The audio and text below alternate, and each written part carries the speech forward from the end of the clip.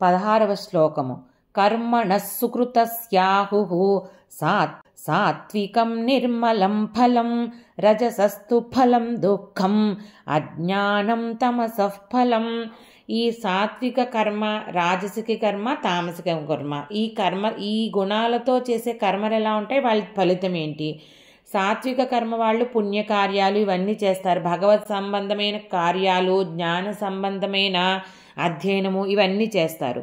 కాబట్టి వీళ్ళ కర్మల యొక్క ఫలితమేమో జ్ఞానం, సుఖం. తర్వాత రజోగుణం ఉన్నవాళ్ళేమో ఎక్కువగా విషయాలలో ఆసక్తి పెట్టి విపరీతంగా కర్మ చేస్తూ విపరీతంగా బాహ్య ఫలితాలు అంటే భౌతిక సుఖాలను ఆశిస్తూ ఎక్కువ కర్మ చేస్తూ ఉంటారు. కాబట్టి వీళ్ళ ఫలితానికంటే ఎంత సుఖం లభించినా ఈ ఇహలోక భోగ వస్తువులన్నిటిలోనూ దుఃఖం ఉందని మనం తెలుసుకున్నాం కదా. అందుకని వీటి ఫలితము రజోగుణం ఎవరైతే ప్రధానంగా చేశారో వాళ్ళ ఫలితము దుఃఖం అన్నమాట, ఆ కర్మల ఫలితము. ఇంకా తమోగుణం అసలు కర్మ చేయరు, వాళ్ళ అలసత్వము, తర్వాత అజ్ఞానము, అలా దీంట్లో ఉంటారు. ఏంటి, వాళ్ళు ఒక రకమైన మోహంలో ఉంటారు అన్నమాట పూర్తిగాను. వీళ్ళకి ఏంటంటే ఈ తమోగుణమైన సందర్భమైన కర్మకి ఇంకా ఫలితం కూడా అజ్ఞానమే అని చెప్తున్నారనమాట. అజ్ఞానాన్ని తప్పించి ఇంకేం ఉండదు, అజ్ఞానంలోనే కొట్టుమిట్టాడుతూ ఉంటారు. ఆ అజ్ఞానాన్ని ఏదో జ్ఞానం అని, వాళ్ళు ఏదో గొప్పని, అలా మూడులు అహంకార విమూఢులు అని చెప్పారు కదా, అలాంటి వాళ్ళనమాట వీళ్ళందరూ. కాబట్టి తామసిక కర్మల్ని, రాజసిక కర్మల్ని అధిగమించి సత్వప్రధానమైన కర్మని చేయడానికి మనము ఆ జ్ఞాన సముపార్జనకే ఆ కర్మ అన్నది. అంటే పని చేయడం అంటే ఓన్లీ జ్ఞాన సముపార్జన, అందరికీ జ్ఞానం పంచడము, సద్బుద్ధి ఇవన్నీ నెలకొల్పడానికి సాధన చేస్తూ ఉండాలి, మనలో నెలకొల్పుకోవడానికి. సత్వాత్ సంజాయతే జ్ఞానం రజసో లోభ ఏవ చ ప్రమాదమోహౌ తమసః భవతో జ్ఞానమేవ చ. మళ్ళీ చెప్తున్నారు ఎందుకని వీటిని అధిగమించాలి మనం ఈ గుణాలని, అలాగే ఎందుకని మనం తమో గుణాన్ని నుంచి రజోగుణానికి అలా సాధన చేస్తూ లెవెలప్ అవ్వాలి అవన్నీ చెప్తున్నారనమాట. సత్వగుణం వల్ల జ్ఞానం కలుగుతుంది మనకి, రజోగుణం వల్ల లోభం కలుగుతుంది, తమో గుణం వల్ల ఏమోను అజ్ఞానము, భ్రమ, భ్రాంతి ఇవన్నీ కలుగుతున్నాయి. మనల్ని దేవుడి దగ్గరికి, భగవంతునికి దగ్గరగా తీసుకెళ్లేది సత్వగుణమే, మిగతావన్నీ చాలా దూరంగా ఉన్నాయి. అందుకని ఆ సత్వగుణాన్ని మనం పెంపొందించేసుకోవాలి అని చెప్తున్నారు. 18వ శ్లోకము. ఊర్ధ్వం గచ్చంతి సత్వస్థాః మధ్యే తిష్టంతి రాజసాః జఘన్యగుణవృత్తిస్థాః అధో గచ్చంతి తామసాః. ఇంకా ఇదే చెప్తున్నారు, సత్వగుణం గలవాళ్ళు మరణానంతరం ఊర్ధ్వలోకాలకు వెళ్తున్నారు అని చెప్పుకున్నాం కదా. రజోగుణం వాళ్ళు మనుష్యలోకంలో పుడుతున్నారు మధ్యలో. అలాగే నీచగుణ ప్రవృత్తి కన్న వాళ్ళందరూ కూడా పాతాళాది లోకాలకు వెళ్ళడము, జీవరాశి కింద అంటే నోరు లేని జీవాల కింద పుట్టడము, జ్ఞానం లేని జీవాల కింద పుట్టడము ఇవన్నీ చేస్తున్నారు.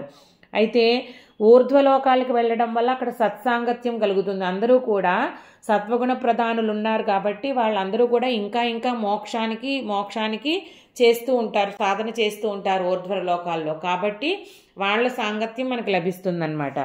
ఇంకా మనుష్యులంటే వీళ్ళు సత్వగుణానికి వెళ్ళడానికి ప్రయత్నం చేస్తూ ఉన్నప్పటికీ కొంతమంది తమో గుణానికి జారిపోతూ ఉంటారు. ఇక్కడ విషయేంద్రియాలు అనే ఒక అట్రాక్షన్ ఉంటుంది కదా, దానిలో పడిపోకుండా సాధన చేస్తే అట్లీస్ట్ సత్వగుణానికి వెళ్ళి ఆ తర్వాత కొన్ని రోజులకి ఊర్ధ్వలోకాలకు వెళ్ళి మోక్షం పొందడానికి అవకాశం ఉంటుంది. ఇంకా తామస జనులైతే వాళ్ళు చాలా చాలా సాధన చేయాల్సి ఉంటుంది. వాళ్ళకి అవకాశం ఉండదని కాదు, మనిషి ఏనాడైనా బుద్ధిని ఉపయోగించినప్పుడు, నేను అది మోక్షం పొందాలి అనుకున్నప్పుడు చిన్న చిన్నగా మన ప్రయత్నం మొదలుపెట్టినప్పుడు అది వచ్చి తీరుతుంది. కొన్ని జన్మలు పట్టినప్పటికీ సాధన చేస్తూ ఉంటే విడవకుండా సిద్ధి మాత్రం లభిస్తుంది. 19వ శ్లోకము. నాణ్యం గుణేభ్యః కర్తారం యదా ద్రష్టానుపశ్యతి గుణేభ్యశ్చ పరం వేత్తి మద్భావం సోధిగచ్చతి. ఇంకా ఎవరైతే వివేకవంతుడో అంటే సత్వాది గుణాలంతటికంటే బియాండ్ వెళ్ళిపోయి తనని కర్త అనుకోడో, అలాగే తనని ఈ గుణాలకు అతీతుడినని, ఈ కర్మలకు అతీతంగా వెళ్ళిపోయి నేను గుణాతీతుడిని అవ్వాలి అని ఎవరైతే తెలుసుకుంటారో అతను మోక్షాన్ని పొందుతాడు. ఈ 3 గుణాలని అధిగమించేయాలన్నమాట.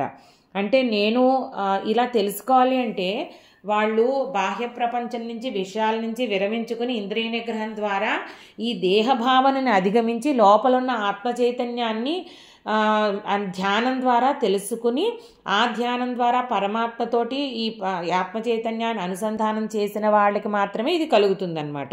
ఈ త్రిగుణాలు ఉన్న వాళ్ళే నేను కర్త అని, ఎంతో కొంత నేను కర్త అని అలా అనుకుంటూ ఉంటారనమాట. సత్వగుణ ప్రధానులు ఏంటంటే కర్త అయినప్పటికీ నేను జ్ఞానాన్ని సంపాదిస్తున్నాను అని అనుకుంటున్నారు. ఆ జ్ఞానము అధ్యాత్మాహంకారం కూడా పోవాలి, అది చెప్తున్నారు. 20వ శ్లోకము.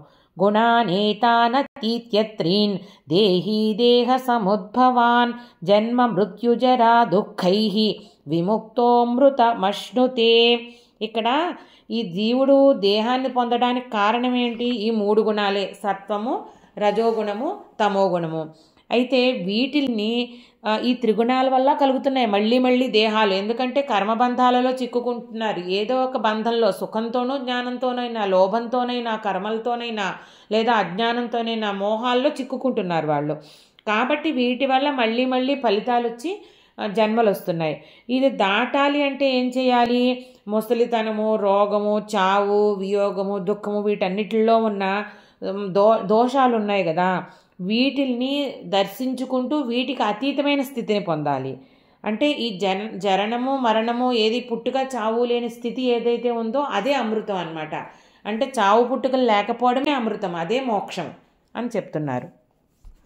గీతా శ్లోకాల అర్థాన్ని సులభమైన వాడుక భాషలో వివరించడానికి ప్రయత్నిస్తున్నాను. నా ఈ ప్రయత్నం మీకు నచ్చినట్లయితే భక్తి అన్లిమిటెడ్ ఛానల్ని సబ్స్క్రైబ్ చేసుకుని మీ అభిప్రాయాలను కామెంట్స్ రూపంలో తెలియజేయండి.